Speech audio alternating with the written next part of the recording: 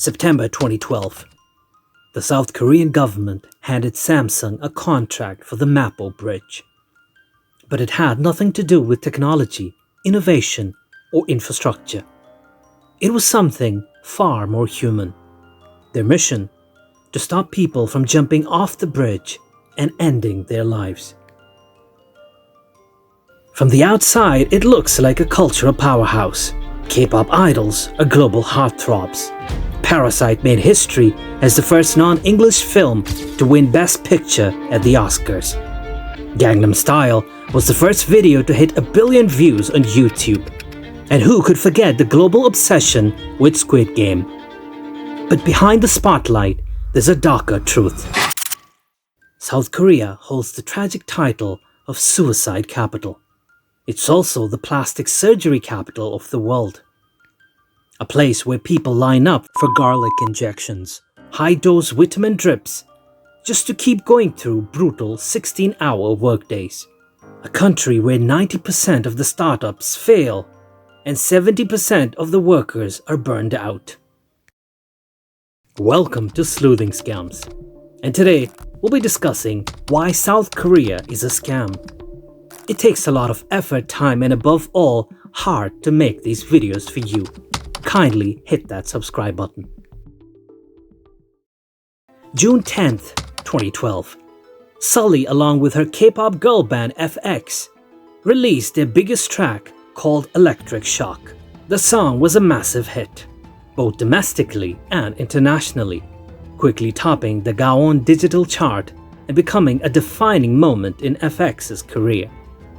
Sulli was now more than just a K-pop idol. She was a symbol of youthful charm and rising talent in South Korea. But behind her bright smile was someone struggling deeply.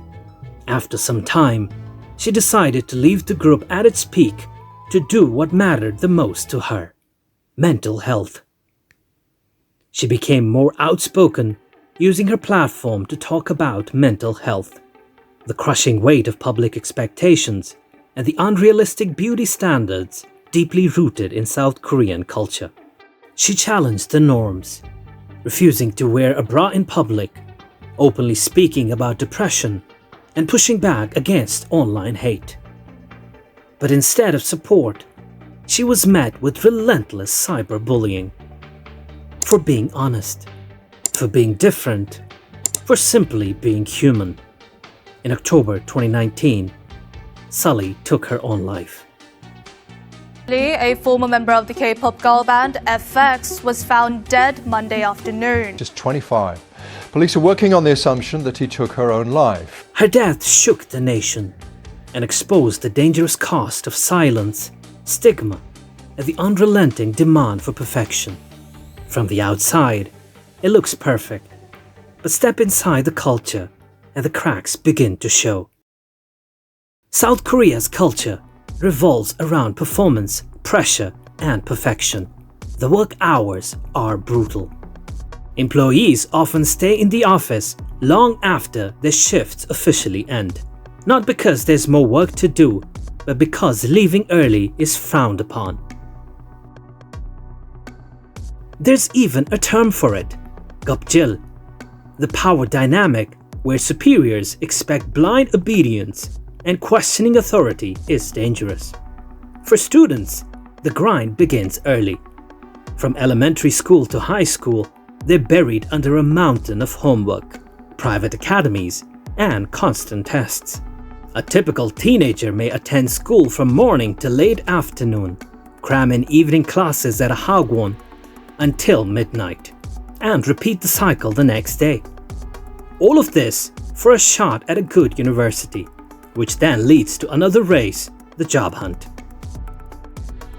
But by the time they reach adulthood, many find themselves stuck in an exhausting cycle of work, debt, and disillusionment. The cost of living is high, housing is unaffordable, and competition is everywhere. It's no surprise then that the country's birth rate is now the lowest in the world. Why have children when you can barely take care of yourself? This isn't accidental. It's by design. The entire system is structured to produce high output, high efficiency, and high obedience.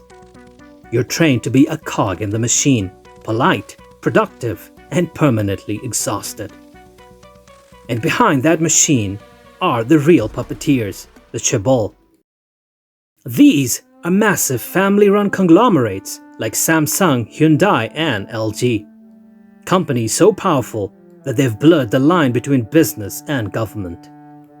Their roots go back to the 1960s, when dictator Park Chung-hee made a deal that would shape the country's future. He promised these corporations protection, resources, and unchecked freedom. In return, they were to follow his economic vision without question. It worked. South Korea transformed into an industrial powerhouse, but it came at a cost. Over the decades, these corporations grew bigger than anyone imagined. Now, they control not just markets, but mindsets. They shape policies, steer elections, and crush competition. The government? Often just a silent spectator. The perfect example, Park Geun-hye, the daughter of Park Chung-hee. In 2016, she was caught in a massive corruption scandal involving a Chaebol-linked slush fund. Millions of citizens filled the streets in protest. It felt like a turning point. Justice seemed to have won when she was impeached and sentenced to 25 years in prison. But old habits die hard. Just a few years later, she was pardoned by the next president. The message was clear. If you're powerful enough, consequences are optional. And it's not an isolated case. Kim Sung-yeon, the chairman of Hanwha Group, was convicted for embezzlement and assault. Not once, but twice, and both times he was pardoned by two different presidents. Because when you're part of the elite, the rules don't apply the same way. So while the world praises South Korea for its tech, its music, and its beauty standards, beneath that glittering surface lies a system where corruption is recycled. Perfection is demanded, and those in power almost always walk free. And with that, it's time for us to call it a day. I hope you liked the video and found it informative. Kindly hit that subscribe button and don't forget to click the bell icon. Your valuable suggestions are very important to us, so do post them in the comments section. And I'll see you in the next video.